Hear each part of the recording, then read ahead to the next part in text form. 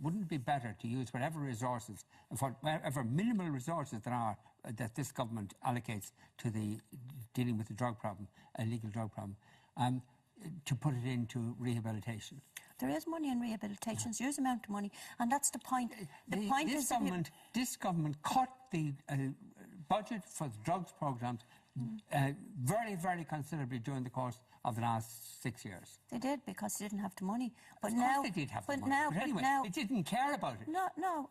Anyway, we won't argue about that now. There's money now. There's money coming back into the system now, and it's coming back in. And this is one of the beginning of the pilot project, is to reach out to those people who normally won't come into a service, who are the forgotten people on the street injecting openly. And I know Mannix has concerns, and so have I, and communities have concerns about these people being allowed in to inject in an environment. But first of all, these are medically supervised injection facilities.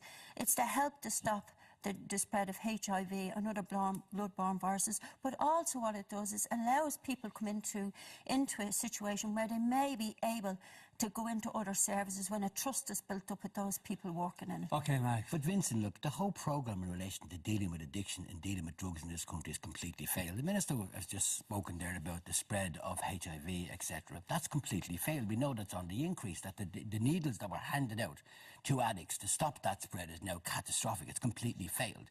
The idea that these individuals are not interlocking with services, and there's another complete lie, because where are they getting the needles from? They're picking them up from the likes of Merchants Quay. They're getting their bags of needles in a black plastic bag and their swabs. The services know them. They're on the dole. We know them from Dublin City Council. I meet them all the time. So the idea that they're going into a place now where they're going to be shooting up heroin when they really want to go into detox, where they really want to go into rehabilitation, across the globe, the statistics are really clear in relation to these particular centres. They don't reduce crime. They don't reduce deaths. They are a complete and absolute failure.